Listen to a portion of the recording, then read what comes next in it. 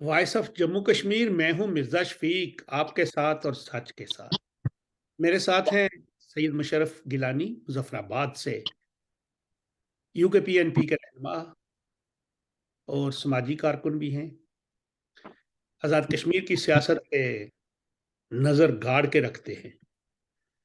तो आज हम उनसे बात करेंगे हालात हाजरा, आज़ाद कश्मीर की करंट सिचुएशन, पॉलिटिक, सियासत।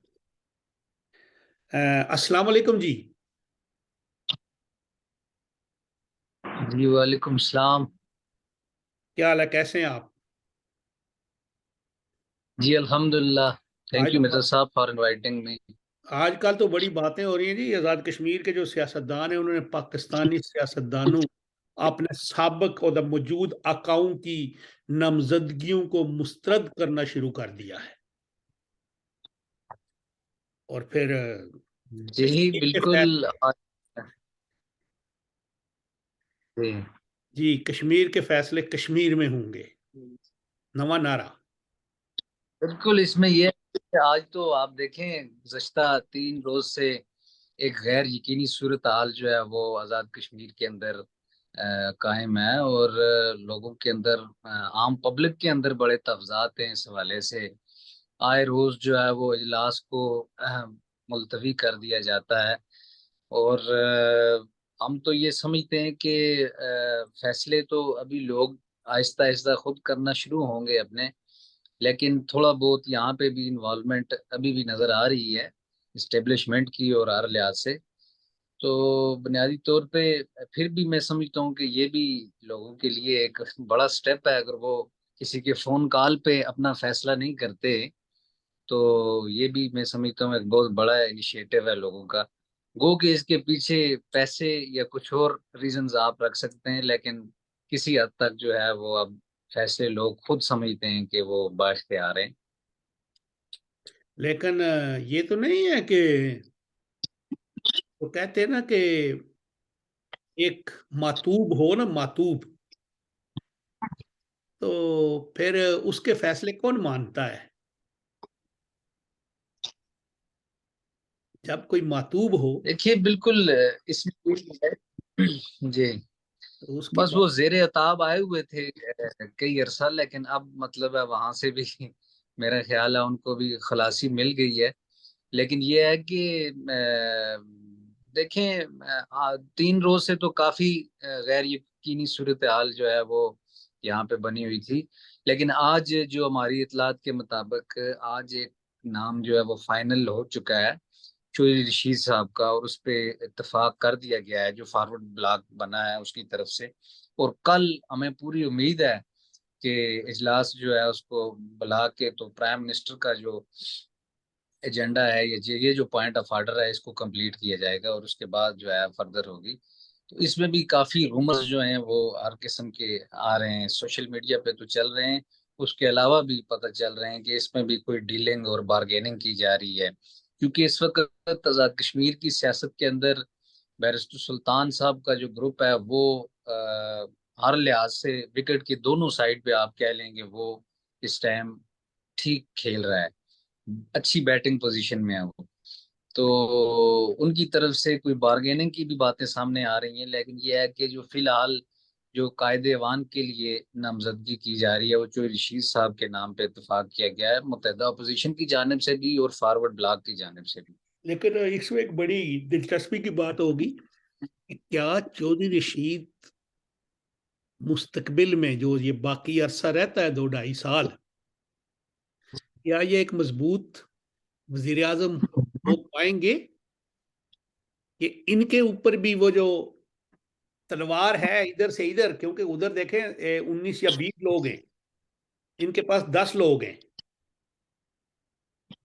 तो फिर भी तो ये वो क्या कहते हैं, वो बाल जो है वो क्या कहते हैं जी, वो क्रिकेट की जुबान में जो इधर उधर गुगली जाती है, वो स्लिप होती रहती है।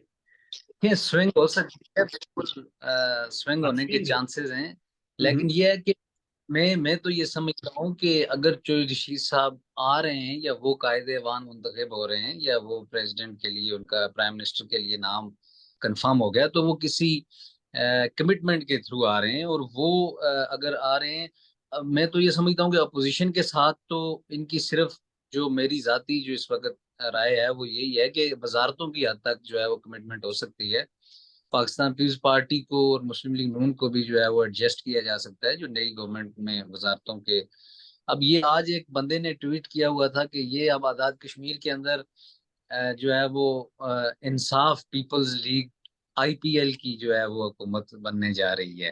तो हम्म। यानी कि पीडीएफ के बाद आईपीएल का एक नया जो है वो स्टंट आ रहा है सामने। आज ऐसे क्योंकि बैरिस्टर साहब अगर सदर रियासत रहते हैं तो वो, उनकी तरफ से जो हमारी मालूमात है उसमें ये है कि उनके जो बेटे हैं, जो यासिर सुल्तान साहब, उनके लिए वजारत का भी उन्होंने जो है वो डिमांड की है। और प्लस दीगर जो इनकी एक मिल के मुश्तरका तौर पे एक सेटअप अगर बनता है, तो जो रशीद साहब जो है वो 2 साल या 2.5 साल जितना भी अरसा रिमेनिंग है वो इसको कंटिन्यू करेंगे। अगर इनके अंदर कोई इख्तलाफ आ रहा है तो फिर तो जो डील की बात हमारे मालूमात में है वो यही है कि 3 माह के लिए इनको बनाया जा रहा है, ये सेटअप 3 माह के लिए जो है। उसके बाद बैरिस्टर साहब जो है वो खुद रिजाइन करके और इलेक्शन जो है वो लड़के, तो 2 साल के लिए वो प्राइम मिनिस्टरशिप के बन रहे हैं कैंडिडेट। लेकिन बैरिस्टर साहब, जो हमें भी कोई थोड़ी बहुत खबर आ रही है कि फिर उनका बेटा जो है वो इस्तीफा देगा उस सीट से। देखें, वो भी हो सकता है, और जो दूसरा हल्का उनका मीरपुर का बनता है, आप तो जाहिर है वहां से दूसरा बिलोंग कौन? करते हैं, आप तो समझते हैं। जो वो अगर तो इस सीट पे वो एडजस्टमेंट कर रहे हैं तो ठीक है, नहीं तो मुझे नहीं लगता कि वो इलेक्शन लड़ने का रिस्क लेंगे, मेरे जाती तौर पे। क्योंकि मीरपुर में से इलेक्शन लड़ना और उनका जीतना, और फिर चूंकि गैर यकीनी सूरत हाल है पाकिस्तान के अंदर भी, आज़ाद कश्मीर के अंदर भी, तो मुझे नहीं लगता वो इतनी कमजोर विकेट पे जाएंगे। लेकिन मैं भी उनकी तरफ से ये ऑप्शंस जो हैं वो आज सुनने को मिले हैं कि वो इस चीज पे गौर कर रहे हैं। लेकिन एक खबर ये भी है कि वो एक टेक्नोक्रेट की सीट पे आएंगे। देखिए बिल्कुल, मतलब अगर तो वो उन्होंने, क्योंकि ये नाम जो फाइनल हुआ है ये काफी मुशावरत के बाद और 3 दिन की जो है वो मुख्तलिफ मुलाकातों के बाद और मुख्तलिफ जो कमिटमेंट्स हैं उनके बाद ये फाइनल हुआ है। जो दूसरा जो ग्रुप है पीटीआई का, जो मेन जिसको आप कह सकते हैं, ये तो मुनर्रफ ग्रुप है अभी। इसके बारे में भी जो है वो लीगल पॉइंट ऑफ व्यू से भी डिस्कशन की जा रही है कि शायद जो ये जो लोग शामिल हो रहे हैं या ये जो वोट कास्ट करेंगे अपोजिशन के साथ मिलके, तो इनकी कोई डिस्क्वालिफिकेशन के लिए भी रिट की जा रही है, इनके मेंबरान का वोट काउंट ना किया जाए।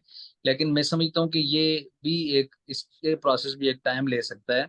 तो इसमें जो अभी तक की इतलात हैं उनके, उसके मुताबिक जो रशीद साहब एक मजबूत उम्मीदवार हैं जो कि गुज़श्ता जो रेस्ट रिमेनिंग टाइम है उसको कंप्लीट करेंगे आज़ाद कश्मीर के अंदर। नहीं, ये तो खैर बहुत अच्छी बात है कि रशीद साहब एक ज़िला मुजफ्फराबाद से अगर आएंगे तो लाजमी बात है, अच्छा है। क्योंकि सदर और स्पीकर दोनों कोटली अपना मीरपुर डिवीज़न से हैं, भिम्बर से और मीरपुर शहर से, और एक ही बरादरी के लोग हैं। तो इससे आज़ाद कश्मीर की जो सियासत है वो कबीलाई सियासत है, वो इलाकाई सियासत भी बड़ा उसमें अमल दखल है। हमेशा शुरू से ऐसे ही आता हुआ है कि पुंछ से एक बड़ा ओहदा, एक मुजफ्फराबाद से, एक मीरपुर कोटली से। अगर इस दफ़ा ऐसे हो रहा है, अगर ये जिस तरह अगर चौधरी रशीद साहब प्राइम मिनिस्टर का बन जाते हैं और बैरिस्टर साहब सदर हैं और स्पीकर चौधरी अनवारुल हक साहब हैं, वो भिंबर से हैं, तो अपोजिशन लीडर जो है वो भी मेरा ख्याल है मुजफ्फराबाद से है, मेरा ख्याल है ये नहीं, जी अपोजिशन जी वो यासीन साहब है ना, जी। वो जो भी लतीफ अकबर साहब अकबर साहब हैं। लीडर हैं। तो इस तरह काफ़ी अच्छा, हमें हमने तो कुछ और भी सुनते रहते हैं कि वो, क्योंकि ये जो कोई रशीद साहब की जो आप तो मजबूत बता रहे हैं, लेकिन जो मुझे नजर आता है कि वो जो 16 लोग दूसरे पीटीआई के हैं, 16 या 17, अगर कल वो पीपल्स पार्टी या नून लीग को कहें ठीक है जी आप अपना वजीर आजम बना ले, हम आपके साथ हैं, तो फिर क्या होगा? देखिए वो तो 16-17 तो नहीं है, वो मेरी इतलात के मुताबिक 20 लोग हैं, 19 से 20 लोग हैं। अच्छा। और ठीक। वो तो आप समझ लें कि पीटीआई की जो बुनियाद है उसमें वो, हम्म। क्योंकि अगर वो अपने नजरिए से हटते हैं तो पीटीआई की आजाद कश्मीर के अंदर तो स्टैंड ही कोई नहीं ले सकता। वो तो जो है जमात को और इमरान खान का जो नजरिया है उसको वो छोड़ने की बात है। तो वो इस पे मैं नहीं समझता कि इस चीज पे वो कंप्रोमाइज करेंगे, ना ही उनका कोई वो, उनका तो पहले तो उनकी ये भी कोशिश रही है कि वो इस अमल को बाइकाट करें, लेकिन कानूनी तकाजों को भी उन्होंने देखा कि अगर वो बाइकाट करते हैं, चूंकि स्पीकर जो हैं वो भी खुद भी इटसेल्फ प्राइम मिनिस्टरशिप के अहदेदार हैं, वो भी इस चीज के उम्मीदवार हैं कि उन्हें भी जो है वज़ीर आज़म का किया जाए। तो इसलिए उन्हें अब चूंकि स्पीकर साहब की और जो तनवीर इलियास साहब हैं इनकी तलखी का जो मामला है वो भी सोशल मीडिया की जीनत बना कल रात से जो है। तो इसमें मैं नहीं समझता कि वो ग्रुप जो है वो इस तरह का स्टैंड लेगा। अलबत्ता उनके जो उनकी तो इस वक्त भी जो कोशिशें हैं वो यही हैं कि जो महाजरीन मुकीम के वोट हैं या जो आज टेक्नोक्रेट हैं, पीर मजहर शाह साहब जो हैं उनका, चौधरी उनकी भी कोई इलेक्ट्रिक रफीक का नैयर साहब जो है हैं, वो। रफीक नैयर हैं, जी जी। वो भी टेक्नोक्रेट तो में हैं। वो इस वक्त उनको अपने अपने जो है वो आप समझ लें कि उनको अपने अपने हाथ में रखने के लिए उनकी कोशिशें जारी हैं। तो इस किस्म की मैं समझता हूँ कि ये फाइनल हो चुका है, तो इसमें वो कोई किसी किस्म की अप्स एंड डाउन नहीं हो सकती, क्योंकि बैरिस्टर सुल्तान साहब का जो ग्रुप है वो इस टाइम भारी है, वो दोनों पे, अपोजिशन पे भी और गवर्नमेंट पे भी। तो अगर एक दूसरी मिसाल है, अगर पीपल्स पीटीआई जो है, जो 20 लोग हैं, अगर इमरान खान ऊपर से फैसला करते जी ठीक है जी, बैरिस्टर सुल्तान महमूद चौधरी की जो नामजदगी है, क्या नाम है, चौधरी रशीद साहब, इन्हीं को प्राइम मिनिस्टर ले लें, तो फिर क्या होगा? देखें इसमें भी वो जो बैरिस्टर सुल्तान साहब हैं वो चौधरी रशीद साहब के नाम पे एकदम से मुत्तफिक नहीं हुए, अच्छा। बल्कि उन्होंने तो पहले जो हमारी चलाते हैं उसके मुताबिक उन्होंने अपने बेटे को प्राइम मिनिस्टरशिप का उन्होंने 2 दिन पहले, 2 दिन के लिए अच्छा। उसको उम्मीदवार उन्होंने किया है कि जी अच्छा। इसको जो है वो करना चाहिए। ये तो एक अपोजिशन ने जो है वो एक कार्ड इस्तेमाल किया, अपोजिशन की तरफ से जो यासीन नामजद थे प्राइम मिनिस्टर के लिए, उन्होंने उनको विड्रा किया। और यहाँ इस्लामाबाद जरदारी हाउस में भी मीटिंग्स हुई इस हवाले से। तो इसके बाद जो है वो उन्होंने ये फैसला किया कि हम लोग एक मुश्तरका सेटअप बनाते हैं जिसमें मतलब हम, अब इसमें एक मेरे आज एक दानिश्वर हैं मुजफ्फराबाद से, उनका तलक है, उनसे मेरी बात हुई है, वो रियासत जम्मू कश्मीर के हवाले से बड़े तारीखी इंसान है। उनका कहना ये था कि ये कोई जो सेटअप बन रहा है तमाम सियासी जमातों का, ये कोई मिसाके कश्मीर के वाले से इस पे जो है वो काम करने की इन फ्यूचर कोशिश की जा रही है कि तमाम पार्टियां जो हैं वो सियासी तौर पे इकट्ठी होकर सिर्फ मसला कश्मीर को जो है वो इस जिस काज के लिए जिस बेस पे इस रियासत को बनाया गया था उस पे जो है वो अमल पैरा हो।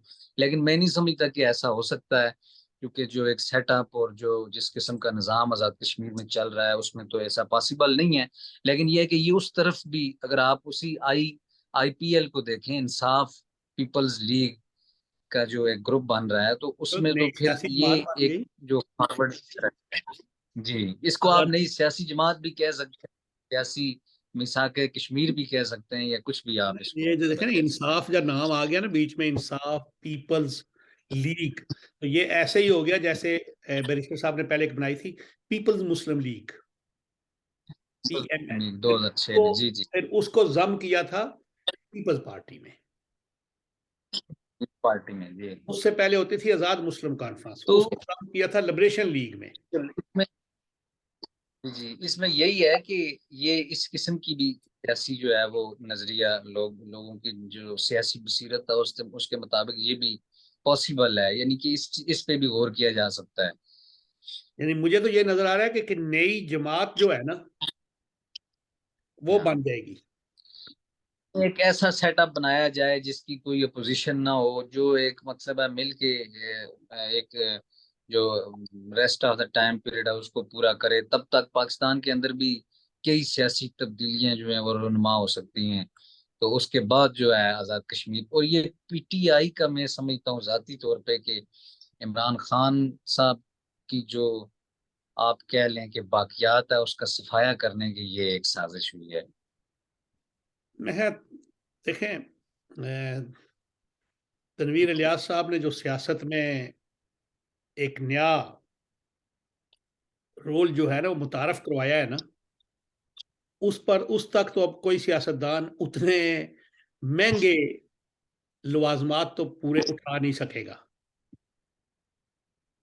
ये पक्की बात है। बिल्कुल बिल्कुल। तनवीर इलियास साहब का आप कह लें कि जो, या जो जो ट्रेंड चला इस दफा, तो मैं ये समझता हूँ पहले तो, फिर जब कयूम न्याजी साहब की बारी थी, जब उन्हें डिस्क्वालीफाई किया गया, तब तो मेरी जो इतलात हैं उसके मुताबिक तो 2-2 करोड़ रुपया जो है वो ऑफर की जा रही थी। लेकिन अब जो है वो रेट डबल से भी ज्यादा हो गया है, और अब जो मेंबरान असम्बली है वो इस चीज पे एग्री नहीं होते कि किसी की कॉल उन्हें आए और वो ऑन द कॉल जो है वो किसी के कहने पे इस पे किसी को वोट डाल दें। बल्कि वो अब अपनी डिमांड गो के, अब ये तो कोई बंदा भी नहीं कहता कि मैं भाई मेरी इतनी डिमांड है, या ये तो एक सियासी चुटकुले भी हो सकते हैं।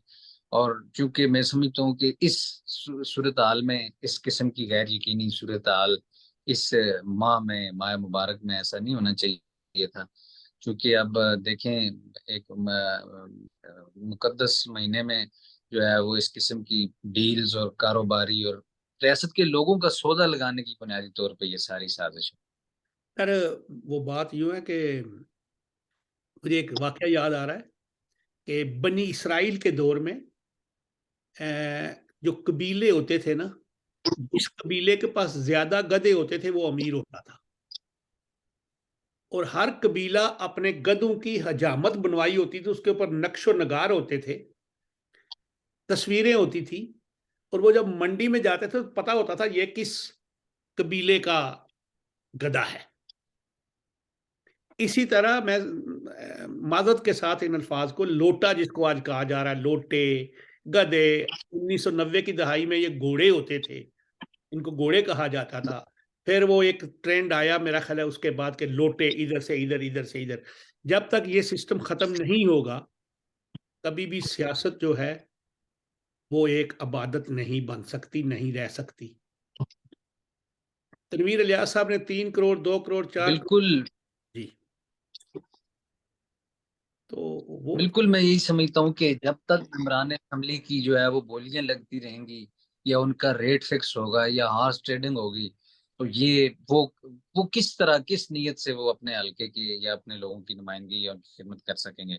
उनका तो फिर मकसद ही एक रह जाएगा सियासत में आके, कि पैसा कमाना, जो लगाना वो वापस कमाना।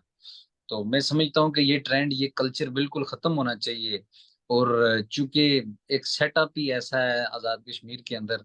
देखें, जो शीर साहब का आज मैं सुन रहा था, उन्होंने कहा जी मैं तो खाना काबा में गया हुआ था उम्रा करने के लिए पिछले दिनों, तो मैंने वहां पे जो है वो खाना काबा का गुलाफ जो है उसको पकड़ के ये दुआ की है कि या अल्लाह, जो भी रियासत के लिए अच्छा हुक्मरान है उसको मतलब इक़्तिदार में आना चाहिए। फिर आगे तो वो अगर वो कह रहे थे, अल्लाह ताला अगर उनसे ये काम लेना चाहते हैं, तो वो मतलब है इस पे उनके वो कह रहे हैं कि बड़ी सआदत की बात है।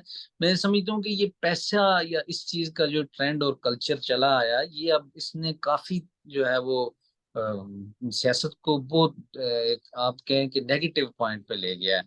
और ये तो मतलब अब लोग जो हैं, लोगों के अंदर एक इतना शऊर आ गया है, उनको भी पता है कि जो हर 6 माह बाद वज़ीर आज़म तब्दील हो रहा है, या जो अदम एतमाद आ रही है, तो इसके पीछे क्या रीजन है। लेकिन देखें वो क्या अच्छा काम करते हैं, ये तो पता लगेगा अगर जो मसरत पे बैठेंगे और फिर जो मामलात देखेंगे। मैं तो उनको, अगर वो बन जाते हैं तो हम समझते हैं कि हम उनसे यही कहेंगे कि ये जो तहरीक आज़ादी कश्मीर का नाम होता है, इस नाम को छोड़ें, कश्मीरियत का मसला बनाएं। जो इस पार लोग हैं हमारे, इनको फैसिलिटेट करें, इनको बुनियादी सहूलतें दें, इनको बुनियादी हकूक दें। जो हमारे बच्चे आज भी वो डोली पे बैठ के इधर से उधर दरिया पार करते हैं, उनके लिए रास्ते बनवा दें। एक जजीरा नुमा जगह देखी है मैंने नीलम के पास, जो लोग, पीने का पानी भी चला गया वो डैम बनने की वजह से, उनका बोरिंग का पानी भी गंदा हो गया, और उनका पुल भी कोई नहीं, और वो जो उनने खुद पुल बनाया हुआ था आर पार के लिए, वो भी तोड़ दिया गया। तो अल्लाह करे ये रशीद साहब ऐसे काम करे। और बाकी मुशर्रफ साहब, एक आखिरी बात आपसे फिर करता हूँ कि ये जो पैसों की सियासत है ना, इस दफा तो हार गई है, बज़ाहिर हारी। और ये नजरियात की सियासत नहीं जीती, ये एक, आप ऐसे कह लें, कबीलाईज़म, या एक दूसरा कोई इलाकाईज़्म बना ले, इस तरह जीती है। और मैं समझता हूँ कि जब तक कश्मीर की सियासत कश्मीर की अपनी जमातों के अंदर नहीं होगी, तब तक ये मसला ऐसे ही चलता रहेगा। आप क्या समझते हैं? बिल्कुल, इसमें मैं ये समझता हूँ कि आज़ाद कश्मीर जो हमारा एक खिता है, इसके अंदर कबीले, इलाके, बरादरियां ये बहुत मैटर करते हैं। वो लोकल इलेक्शन हो या वो एक प्राइम मिनिस्टर का इलेक्शन हो, उस तक भी जो है इस चीज को मैटर किया जाता है, जबकि ऐसा होना नहीं चाहिए। ये एक बिल्कुल मैं समझता हूँ कि ना हमारा दीन ना हमारा मजहब इसकी तालीमात देता है कि हम कोई कबीलाइज्म या इलाकाईज्म या बरादरीइज्म, बल्कि कबीला तो कोई भी अगर इंसान का है तो वो उसकी सिर्फ पहचान के लिए है, ना कि उसको तसब बना के तो उस पे जो है वो अपने खास मखसूस लोगों को नवाजा जाए। मैं समझता हूँ कि ये एक बहुत गलत ट्रेंड जो है वो चला आया है और इसको बिल्कुल खत्म होना चाहिए। और मतलब है जो ब्लैकमेलिंग है, पैसे के अलावा भी किसी भी किस्म की इक़्तिदार हासिल करने की ब्लैकमेलिंग है।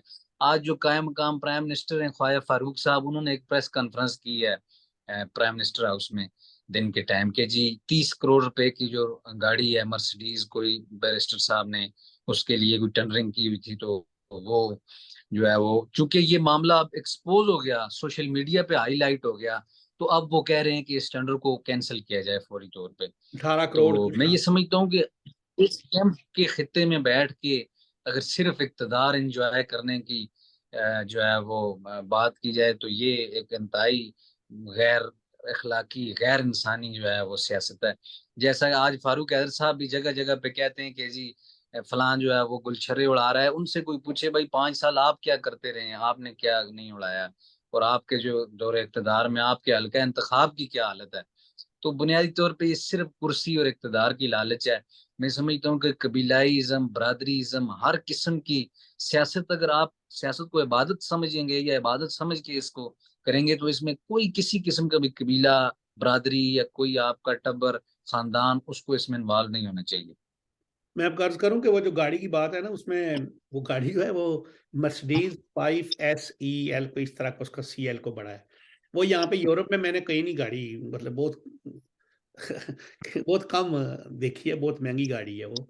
और यहाँ के जो प्राइम मिनिस्टर या हमारे प्रेसिडेंट होते हैं वो गाड़ी यूज करते हैं सिर्फ ऑफिस टाइम पे, जो थोड़ा सा टाइम होता है ना उसमें, उसके बाद शाम को अपने होते हैं। फारूक ख्वाजा फारूक साहब एक शरीफुल नफ्स इंसान है, जो मैं समझता हूँ। पढ़े लिखे बंदे हैं, अगर उन्होंने टेंडर कैंसिल किया है तो अच्छा किया है, लेकिन सोशल मीडिया पे तो ये बात काफ़ी ऊपर चली गई थी। मैं ज़ाती तौर पे किसी कोई शख्स मुझे मिला, तो कश्मीर के मामले में बात हुई थी, आप लोग ऐसे करते हैं, आप ये प्रोग्राम करते हैं। मैंने कहा यार बात सुने कि यहाँ पे हमारे यहाँ पानी नहीं है, बिजली नहीं है, स्कूल नहीं है, दवाई नहीं है, कुछ नहीं है, तो हम लोग क्या करें, हमने बोलना है।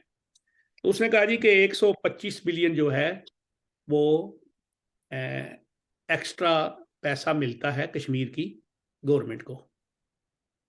तो मैंने कहा जी आप इनसे फिर पूछें, अगर आप देते हैं इनको तो पूछे भी कि कहाँ लगाते हैं।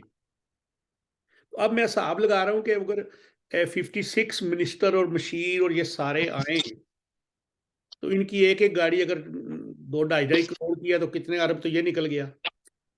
फिर इनकी तनख्वाहें, फिर इनके सारे मसाइल और लैल और लात, और इफ्तार पार्टी भी इसी पैसों से, और ईद मिलन पार्टी भी इसी पैसों से, और अपने अहलो अयाल का इलाज भी इधर से ही, और बैरून मुल्क दौरे भी इधर से ही। और हत्ता कि इस कश्मीर के बारे में तो ये था कि सदर साहब इंग्लैंड आए तो उनके उनको जो अशाया दिया गया वहां पे डांस करवाया गया और ना रखा कि तरीके आज़ादी कश्मीर का काम हो रहा है। हमने उस वक्त भी लिखा था। तो मुशर्रफ साहब, ये पैसे तो इधर चले जाते हैं ना। बिल्कुल, देखिए कोई चेक एंड बैलेंस ही नहीं है, कोई एहतसाब का नाम नहीं है। फारूक हैदर साहब ने अपने दौर में जो है वो उन्होंने इस चीज पे इलेक्शन जो है वो लड़ा कि जी मैं एहतसाब कर दूंगा, मैं पीपल्स पार्टी के फलां करप्ट को जो है वो कुआला पुल पे लटका दूंगा, मंगला पुल पे लटका दूंगा। लेकिन उन्होंने क्या किया कि 4 साल तक उन्होंने अपने दौरे हुकूमत में चेयरमैन एहतसाब जो है वो नहीं लगने दिया। इसी तरह का मतलब है हाँ, ये जितने भी रवायती सियासतदान हैं ये खुद इस चीज की राह में रुकावट है। ये बुनियादी तौर पे दावे तो करते हैं कि हम जो है वो एहतसाब भी कर देंगे। हम तहरीक इंसाफ ने भी पहले दिन यही किया था कि हम फलां को उस चौक में लटका देंगे और उसको इसमें कर देंगे। लेकिन ये सब मैं समझता हूँ कि शब खून मारा जा रहा है रियासत के लोगों पर। लोगों को आज भी पत्थर के दौर में रखा गया हुआ है। इंटरनेट की फैसिलिटी नहीं है। मतलब है, मैं आपको बता रहा हूँ कि जो फारूक हैदर साहब का हल्का इंतखाब है उसमें अभी तक जो हमारा भाई हल्का है, यानी कि स्कूल मौजूद है लेकिन उसकी इमारत नहीं है। खुले आसमान तले बच्चे बैठ के पढ़ रहे हैं प्राइमरी स्कूल का। बिल्कुल, ये तो अब जाके वहां पे जो है वो टावर लगा है। जो कॉल पे आप बात करते हैं वो भी उन्होंने किसी मतलब एस काम का किसी सिंगल नेटवर्क का लगाया है। यानी कि लोगों को इतना पसमानदा रखा गया है। लोगों को किसी किस्म की सहूलियात नहीं है। पानी नहीं है, सड़कें नहीं है बुनियादी। ये एक मतलब है, मैं समझता हूँ कि ये इसके पीछे भी कोई प्लान था जो तनवीर इलियास साहब ने एक स्टैंड लिया और बलदियाती इलेक्शन करवाए। लेकिन इख्तियारात का मामला तो एक साइड पे, अभी वज़ीर आज़म का जो है वो शोर पड़ गया है। इसकी जो है वो इतना लोगों को इसके बारे में इतने इज़्तिराब और बेचैनी है। तो किधर गए बलदियाती नुमाइंदे, किधर गए इख्तियारात। पेट्रोल जो है वो 300 पे पहुंचने वाला है। तो इस किस्म के बेशुमार मामलात हैं। लेकिन मैं समझता हूँ कि ये जो एलीट क्लास है रियासत की, ये बिल्कुल लोगों की किसी भी किस्म के तौर पे परवाह करने की इनको जो है वो कोई फिक्र नहीं है। मैं तो यही मतलब उम्मीद भी रखता हूँ और हमारी इस प्रोग्राम के तवसत से आपके थ्रू जो अपकमिंग प्राइम मिनिस्टर हैं जो शहजाद साहब, उनसे भी यही रिक्वेस्ट है जैसा उन्होंने आज कहा तमाम मीडिया के सामने। हम भी उनसे यही उम्मीद करते हैं कि वो लोगों के लिए कुछ करेंगे। वो बुनियादी तौर पे उनकी अगर बात की जाए तो वो एक अच्छे और शरीफ नफ्स इंसान है। उनका इससे पहले कोई इतना खास स्कैंडल सियासत में नहीं देखा गया ना करप्शन के हवाले से। तो अगर वो आते हैं तो हम उम्मीद करते हैं कि वो लोगों को फैसिलिटेट करेंगे। ये देखें, ईद का दौर था, प्राइम मिनिस्टर को चाहिए था कि वो गरीबों के लिए कोई ईद पैकेजेस का ऐलान करते, कुछ और जो है वो इस तरह के काम करते। लेकिन अब मैं आपसे यही कह रहा हूँ कि इस बाबरकत महीने में इस वक्त कुर्सी और इक़्तिदार की जंग लगी हुई है। नहीं, वो करेंगे। वो जब हल्फे वफादारी होगी वहां पे बड़ी वो खाना पीना होगा। वो पीसी होटल है ना, बड़ा, जो क्या कहते हैं, पीसी है ना उधर मसौराबाद में, बड़ा होटल जो है। जी जी प्लीज। उस होटल से खाने वाने भी आएंगे, सब कुछ होगा। तो मुशर्रफ साहब, बहुत बहुत मेहरबानी, शुक्रिया, आपने अपना बड़ा कीमती वक्त दिया। तो मैं तो एक ही अर्ज करता हूँ कि कश्मीरी नौजवान नस्ल को अब चाहिए कि हम अपने बाप दादा की सियासत को छोड़ें। वो जो बाप दादा ने फलां सरदार साहब, फलां राजा साहब, फलां चौधरी, फलां मिर्जा, फलां पीर साहब, इनको छोड़ें। जो नई नस्ल है, जो लोकल बच्चे नौजवान लोग हैं, वो आगे आए, वो अपने इलाके के मसाइल का उजागर करें, सामने लाएं। और जो भी ये इस तरह के लोग हैं, इनका सद्देबाब करें, इनको पकड़ें और इनसे अपना हक लें। और खासकर जब तक हम कश्मीरी सियासी जमातें कश्मीर के अंदर वो मजबूत नहीं होंगी, तब तक हम लूटते रहेंगे। हमारे कारवां को इसी तरह लूटा जाता रहेगा, हमारे वसाइल को भी लूटा जाता रहेगा। आपने फरमाया कि ये सियासतदान इतने, देखें, जब एसएचओ मजबूत होता है ना, एसएचओ थाने का, तो उस एरिया में चोरी नहीं होती। बदमाश जो है निकल के आगे दूसरी तरफ चले जाते हैं। और अगर एसएचओ बजाते खुद हिला हुआ होता है, तो फिर वहां पे सारे टन टुट्टे लुंडे गुंडे मुंडे सब वो दोमेल पुल पे इकट्ठे हो जाते हैं। इसलिए हमें, ठीक है, आजाद कश्मीर के सियासतदानों की भी गलतियां हैं, लेकिन असल मामला कहीं और से है। इनको लाता कौन है आगे, इनको आगे बढ़ाता कौन है, इनके इलेक्शन मुहिम चलाता कौन है, इनके लिए फोन कौन करता है, इनके कौन दूसरे को कहता है इसको पैसे दो। असल मसला वहां से है। जब तक पाकिस्तान की एस्टेब्लिशमेंट कहीं भी इनके पुष्टपनाई नहीं करेगी, तब जाके मामला ठीक होगा। कोई आप आखिरी बात हम बिल्कुल जी। बिल्कुल, इस पे मैं यही कमेंट करूंगा कि देखें, आज़ाद कश्मीर के अंदर एक आईनी जो इस टाइम अबूरी एक्ट है 74, उसके तहत एक सेटअप चल रहा है। उससे कबल सदारती जो है वो सिस्टम था। जी। मैं ये समझता हूँ कि रियासत जो है वो आइन के जरिए चलती है, ना कि किसी एक्ट के जरिए। रियासत के अंदर एक आइन साज असम्बली होनी चाहिए, एक बाइख्तियार जो जो आइन साजी करे, जिसका काम लोगों के लिए आइन बनाना और लोगों की आवाम के मफाद का तहफ़्फ़ुज़ करना हो। यहाँ पे तो बिल्कुल आपने दुरुस्त फरमाया कि ये गैर रियासती पार्टियां जो हैं जितनी भी, वो तो ऑब्वियसली उनका ही किरदार है आज़ाद कश्मीर की सियासत के अंदर। लेकिन चूंकि हमारे लोग जो हैं वो उनमें शामिल हैं, लोग उस चीज को कमिट करते हैं, और लोगों के लिए तो कितने ही अरसे तक ये चीज बायसे फख्र थी कि मुझे फलां शख्स ने, फलां ऑफिसर ने, फलां साहब ने मुझे कॉल करके कहा जी आपने इस दफा इस बंदे को जिताना है, आपने इस पार्टी से टिकट लेना है, आपके लिए मैं ये सिफारिश करूंगा। लेकिन अब लोगों का ट्रेंड चेंज हो गया, अब लोगों को शऊर आ गया है। चूंकि ये सिस्टम और सेटअप ही ऐसा बनाया हुआ है कि एक्ट 74 के बाहर आप नहीं जा सकते। आप जितना भी जो भी कर लें, आपने फिर वही अपने दायरा कार में रहना है, जितनी मर्जी आप तरमीम कर लें। तो इसलिए ये जब तक एक आइन साजी एक रियासत का एक अलग आइन नहीं बन जाता, तो ये रियासती गैर रियासती पार्टियां इसी तरह इंटरफेयर करेंगी आजाद कश्मीर के अंदर। और यहाँ के लोगों को जो है उनका उनको मतलब उनके वोट पे भी डाका डाला जाएगा और उनको हर तरह से उनका इस्तेसाल किया जाएगा। मैं तो समझता हूँ कि जब तक हम हमारी जद्दोजहद तो मुकम्मल रियासत जम्मू कश्मीर की है, जिसका हदूद अरबा 84,470 मरबा मील, और जिसके अंदर जम्मू कश्मीर, लद्दाख, ये वैली और सारा पूंछ और ये सारी चीज़ें हैं, गिलगित बल्तिस्तान है। लेकिन जैसे अब हम रह रहे हैं, आपकी बात बजा है कि इस असम्बली का नाम है आइन साज, कानून साज असम्बली। लेकिन इन्होंने आज तक मेरा कोई कानून मासवाए अपने मफादात के तहफ़्फ़ुज़ के कोई भी पास नहीं किया। आज भी तरक्याती बजट जो है वो कम होता है और इंतज़ामी बजट इनका ज़्यादा होता है। आज भी उतने असेंबली मेंबर नहीं जितने वज़ीर, मशीर और ये सब कुछ होते हैं। उतने हमारे पास महकमे नहीं है जितने हमारे पास सेक्रेटरी हैं। हमारे पास उतनी आबादी जो है वहाँ पे है, उससे ज़्यादा पंजाब से और आगे पीछे से सरहद केपीके से भी ला के मुलाज़मीन को खपाया गया है। आज भी वहाँ पे स्टेट सब्जेक्ट्स, जाली डोमिसाइल, जाली शनाख्ती कार्ड बना-बना के लोगों को एडजस्ट किया जाता है। हाँ, वो मुज़फ़्फ़राबाद डेवलपमेंट अथॉरिटी हो या मीरपुर डेवलपमेंट अथॉरिटी हो या कोटली हो या पुंछ हाउसिंग स्कीम्स हो, वहाँ पे उनको कीमती प्लाटों से नवाज़ा जाता है।